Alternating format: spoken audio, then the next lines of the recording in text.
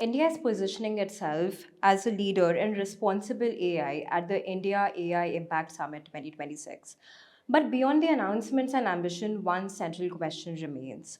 Will AI actually improve people's lives? Joining us is Iqbal Dhaliwal, Global Executive Director at JPAL, an organization known for its rigorous evidence and public policy. Mr. Dhaliwal, thank you for speaking with the print. First of all, we have heard that JPAL is of course hosting AI for social good, right? And there's a report that is also going to be launched. So, can you tell us a bit more about that? What does AI for social good mean to you, especially at a time where a lot of people are doubtful about AI and about its intentions? There is a lot of fear as well. Yeah, Brinda, first of all, thank you for having me here. It's such a pleasure to be on this medium. So yeah, I think AI for social good for me personally means AI which is impacting the lives of the people in a positive way. It is not something about metrics. It's not about the number of times the application is downloaded. It is not about how many people are engaging with the app, but whether it is making a difference in the outcome that we care about. So, for instance, if there is a health app which helps a primary health center doctor diagnose breast cancer better, then I want to know, is it leading to a reduction? Are we actually capturing more patients and diagnosing them correctly? But after that, I'm also very interested to know the patients who are diagnosed with cancer, are they getting the treatment or not? So that's what, for me, AI for social good means. It means farmers who can use AI to improve their productivity by fighting disease. It means for me teachers who can use AI incorporated with the students and in their existing classrooms to improve learning outcomes. So for me, that is what is AI for social good is all about. Now, to your other question about a lot of people being fearful of I think AI is just like another technology, just the way we should embrace laptops, but at the same time, we are fearful about how am I going to use this new software? Every time Windows comes with a new update, we are worried, will I need to learn Excel or Word again or Google Sheets again? So I think fear is natural because it's a new technology. We don't know what its potential is. But I think that's also the challenge for the AI developers. You want to build a technology which helps you without you having to worry about the technology. So I'm very optimistic that we have an opportunity to improve social good here, but we will have to make sure that we are measuring the outcome for that. Secondly, there's also a report coming out as well by JPAL, right? And it deals a lot with AI for underserved communities. So, could you tell us main takeaways or what's the goal of JPAL with that report? Yeah, so the reason we put down this report is because obviously, first and foremost, we think that there is a significant potential for AI to improve, to intersect with a lot of development sectors. I gave you a few examples on education, AI helping teachers provide customized lesson plans, same thing in health, AI providing customized diagnostic tools for patients. There's also a huge potential, therefore, to increase the productivity of frontline healthcare workers, teachers, agricultural extension workers. Also, tremendous potential for AI to work to even increase the efficiency of governments. Think about another organization called Adalat AI, which is transcribing the court hearings so as to reduce the backlog in courts. So I think there is a lot of potential for AI to do good things. So that's kind of the first and foremost premise. But then what we say in this report is how does a policymaker, how does a government, how does an NGO or how does a donor separate the applications which have the potential for a big impact versus the ones which actually have an impact in the field? And this is where JPAL comes in. As you know, JPAL was founded 20 plus years ago by Abhijit Banerjee, Esther Duflo, and others, Nobel laureates who got this prize for saying there is a way that we can measure impact rigorously on the field using randomized controlled trials. And in this report, we give examples from various studies which find both positive impact and sometimes they find no impact of AI. And we are like, let's just do this and let's do that rigorously on AI. I was reading one of your opinion pieces a few days ago, and in that you have argued that AI must be judged by measurable improvement in people's lives, right? Could you expand a bit more on that? Yes, absolutely. So again, let me take the example of which I get really excited about. It comes from Brazil. It's an organization that we were very closely involved with called Letras. Very much like in India, there are like lots and lots of standardized exams that children have to take, and in Brazilian schools, they have to take an exam which they have to write an essay, which is very key for their future admissions. Uh, the AI application, what it did is it helped grade these tests. So simple things like spelling mistakes, grammatical errors, like you put a comma here or you should have put an apostrophe there. All of that work it takes and it does it very efficiently. And now, this is where the fun part comes in. It's not replacing the teacher, but it is augmenting the teacher. So it reduces the time that the teacher has to spend 3 hours grading the paper and giving comments on you didn't capitalize this, you didn't put a comma, and the spelling was wrong, and frees up the time to say, let me help you think about analytically how should you have thought about this thing. Did you get the framing of this right?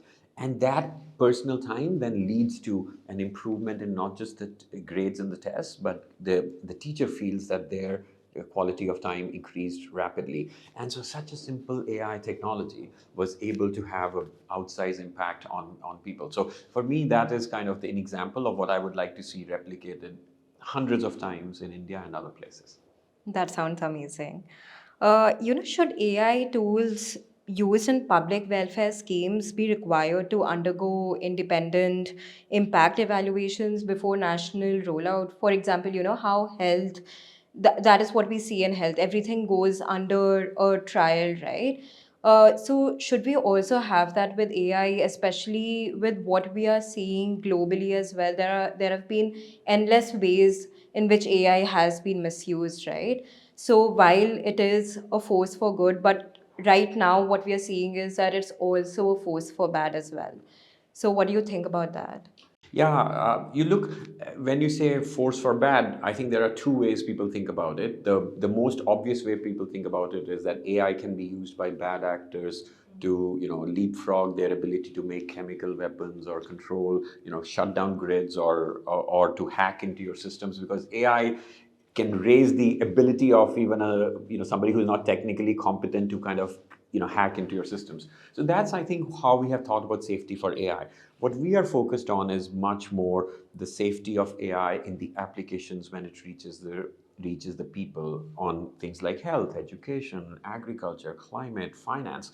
And I think there the main fear is that we'll be rolling out programs and picking up applications without understanding their true impact and how they intersect with the real world. And that, in the best case scenario, we have a positive impact. In the neutral case scenario, it has no impact, but we have still wasted our time, effort, and money. But in the worst case scenario, not only have we wasted our money, and by we, I mean a government or a nonprofit or a donor, we have also harmed the people. So, for instance, think about an example where primary health center workers anywhere in the world are getting very specific treatment plans for their patients. And suppose we have not validated that the treatment plan is exactly working as well and following up with real outcomes, but we are just like, oh wow, this comes out with a very beautiful 2-page report and it has diagrams and photos. If that's all we are fixated on, but not tracking that what happened after the doctor used this in rural parts of the country, and did it really improve the health outcomes? We just don't know. And I think that's the real danger that we are cautioning, that we must measure the true impact. Absolutely. So, my next question is, of course, related to whatever you said right now. From JPAL's global experience, right? Where is it where you've seen that AI has genuinely improved outcomes and, has helped people's lives? Have there been any interesting case studies that you have been a part of where you've seen the outcome and you've said, oh, wow, like this is it. This is why we need AI. Yeah, so the first example I gave you was from Brazil for letras and education. That's a really interesting example. Another project that we are undertaking in Bihar, right here in India, is on flood warnings, early flood warning. As you know, in Bihar, rivers flood quite regularly. and people have to make a decision: should I evacuate my house or not? But many times, by the time those warnings come, it can be a little too late. So our researchers are working with Google.org and their early flood, the sensors that they have in place, to provide very, not just early warning, but customized warning. So literally, 5 houses here might be in the threat of flooding, but there might be 7 houses here which don't have to be at the threat of flooding. So you ask these houses to evacuate, but these houses not to evacuate.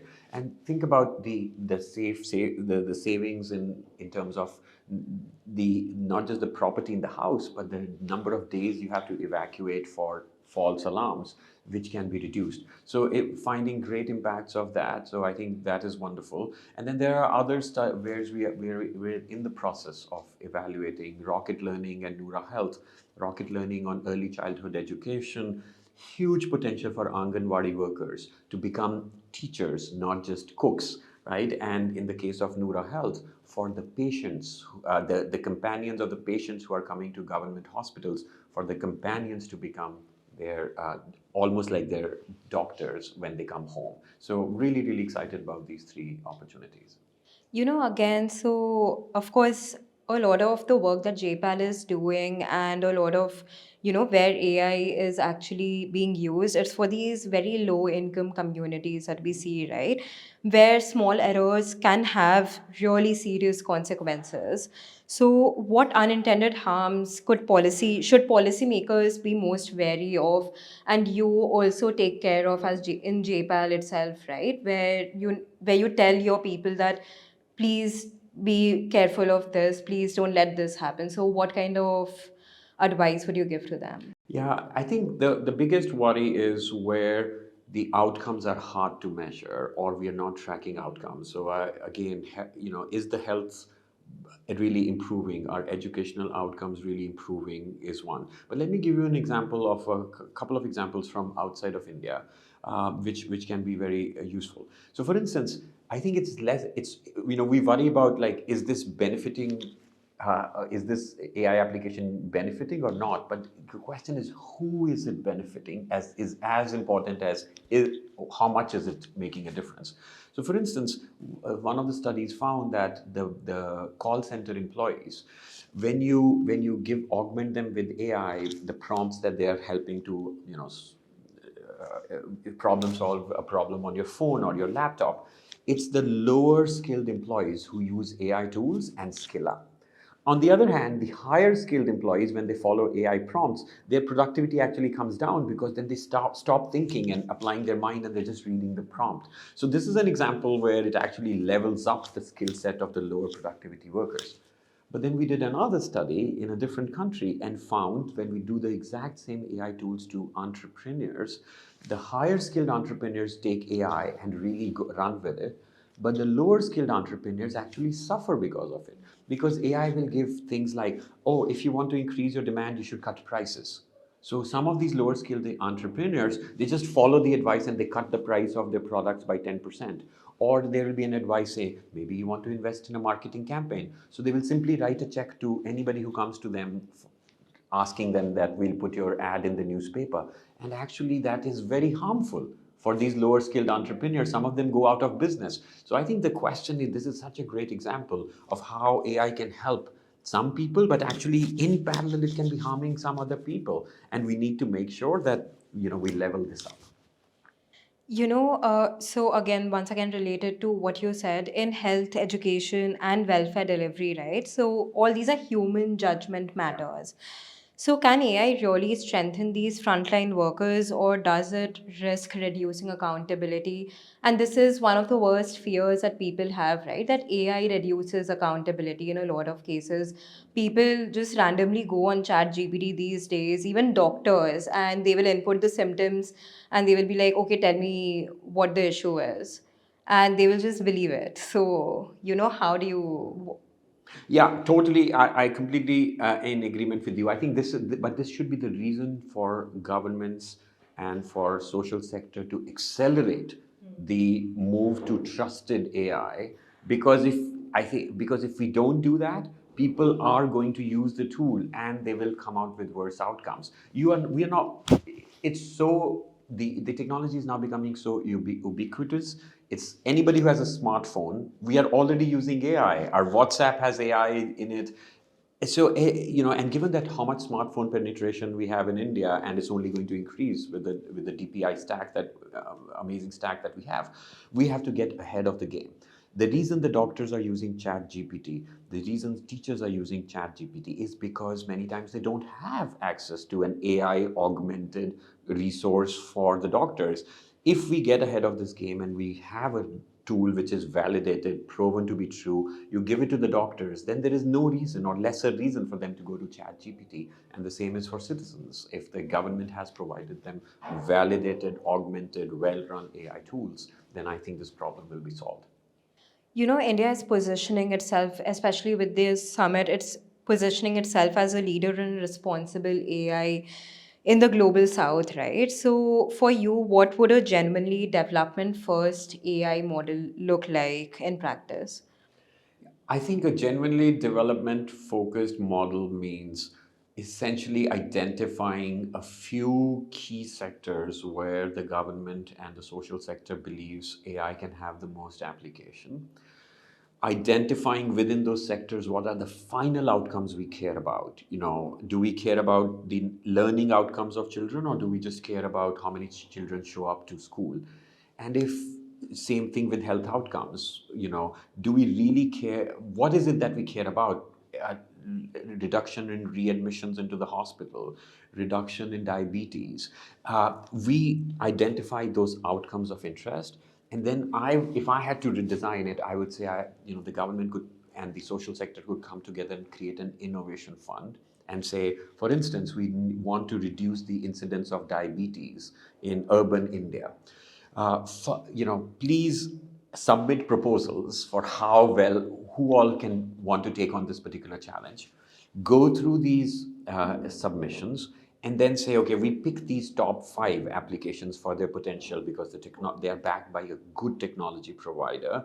They're using local data and not importing data from foreign countries. The algorithm is tested in silico and is found to be effective. And most importantly, the technology is going to be hardy. In the field, you're not going to have internet connection. Sometimes electricity is not going to be there. So once you use this algorithm, these criteria to identify 4 or 5 really promising innovations for, let's say, reducing diabetes, then you say, now go to the field, pick up 100 villages, 50 villages, go test them out in this randomized control trial that we are talking about, and come back to us with the outcome results after 5 or 6 months. And based on that, we will scale it up versus just scaling up somebody with the best dashboard or the coolest looking app. And I think if the government can do that, for me, that is the definition of becoming the capital for responsible AI application and development. Something connected to that, and it brings me to my last question as well, that you work with a lot of governments, right? And most of these governments are like developing countries, developing economies. So, have you had any instances where you have tried out something and it hasn't really worked as well as you thought it would? And especially with regards to AI, right? So, what is the kind of advice that you give to the government, and what does the government also, say? Because with AI, especially everybody, especially in the South, wants to get ahead. So there's also a lot of pressure that, okay, US is doing this, UK is doing this, so we have to, no matter what happens. So what kind of advice do you then give to these developing economies? Yeah. So my first advice is don't duplicate what others are spending trillions and billions, if not trillions of dollars into developing. So, for instance, I think a lot of this arms race that is going on between the top tech companies is to develop the best LLM. And same way, the next frontiers is agentic AI. I think that's where those arms races are. Does India need its own LLM? Absolutely. But does India need an arms race between 6 tech companies locally grown trying to figure that out? Absolutely not. So I think hitting that right note is very, very important. We don't need to be in the LLM arms race. We need to complement it, but not supplement it. And then I think on the application front, it really comes down to what I mentioned to you earlier. Go all in, but test it to make sure it's having an impact. Otherwise, we are going to be wasting our money. And there is a long history in development economics of nations and development organizations pumping money into things which are later found to be ineffective. So, this is how JPAL is changing the world from Brazil to Bihar through AI. Thank you so much. I'm Brinda Tulsian. You're watching The Print.